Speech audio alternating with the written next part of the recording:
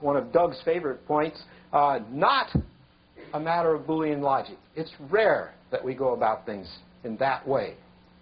Okay. All of these are really not deep factors. I'm just trying to point out that there's a real difference between the way the central nervous system operates and the way that we usually try to discuss it, and between the technology we have and the technology we might need to do something along these lines, especially if we're going to try reverse engineering. Now, there's another old story here that I'll bring up.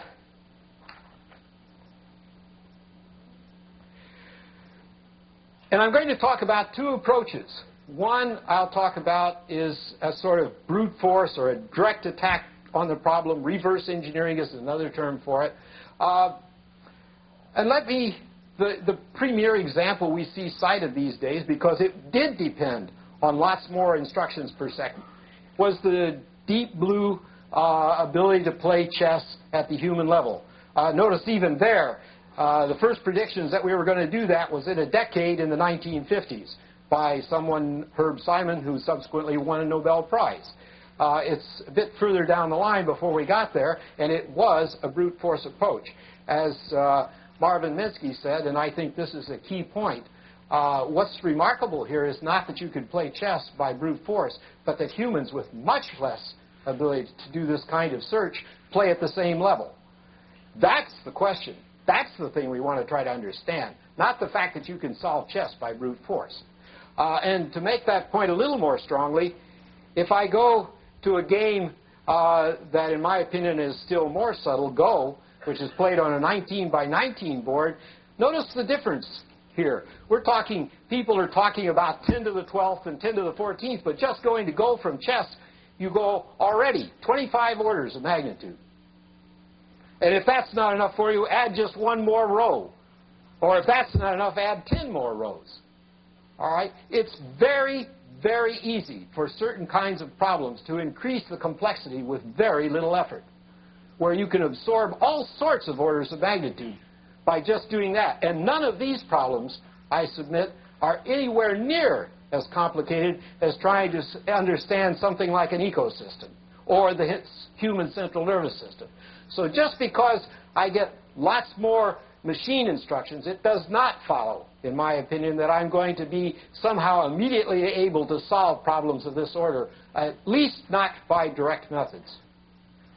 And again, I'll simply repeat that if I think about how I'm going to solve these problems, it's going to depend on software. And software has not followed a curve like Moore's law.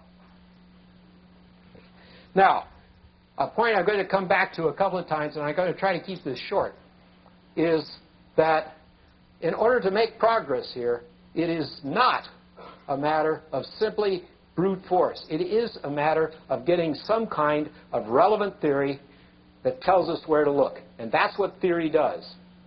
Notice that with all this progress in computer power, another problem that we've had around for a long time, which has real commercial advantages, namely fusion power, and solves a lot of problems, even though we have, and there we have a fair amount of theory. Not enough, but a fair amount. We have lots of money going into it. It still stands largely where it stood 40 years ago. And that's because the theory isn't strong enough, in my opinion. Right? Now, the other possible approach here is the one that I'm more familiar with, and that is to try to do this by some kind of evolutionary technique. To try to decide that, well, I'm going to take these things, robots, whatever they happen to be, and let them evolve, using all these myths to do artificial evolution. But a critical point there is, where do I start? And what do I start with? And what's the selective pressure I'm going to put on this system in order to get a machine that, for instance, shows more generality, or more ability, or the ability to work by analogy? How am I going to be able to do this? What kind of fitness, if I use the biological term, am I going to put on the system that will drive it in that direction? We've used evolutionary techniques to solve lots of well-defined problems. This is a problem that's not so easily defined. It's a bit like saying, well, how do I optimize an ecosystem? Nobody knows. Nobody even knows how to define what I mean by an optimal ecosystem. So if I'm going to try to do evolution in this context, I have to somehow find the way that's going to do this, to define things like fitness, starting points, and so on. And if I'm going to talk about present robots and try to evolve them in some way, then I have to say, what are the criteria that are going to cause this evolution? I submit to you that it's not going to be simple commercial usefulness. It's going to have to be something more than that. And once again, I suggest that in order to do these things, I need a decent theory.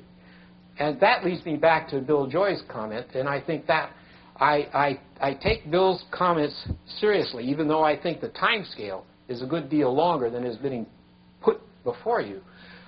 I think in order to do the kind of thing, and it's not as if we have never had commissions or people or groups trying to forecast and trying to ameliorate difficulties.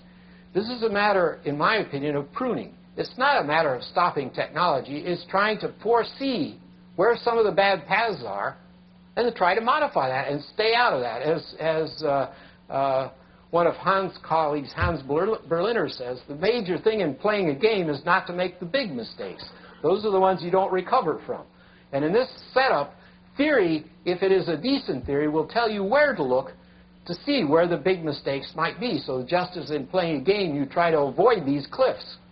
But you won't do it, I would claim, if you simply try to predict on the basis of some natural extrapolation. I don't know of a single 30-year prediction that I've seen by scientists or novelists that has ever come anywhere close to the actual situation, except in those cases where there is some decent theory. Actually, I think that's all I want to say, though.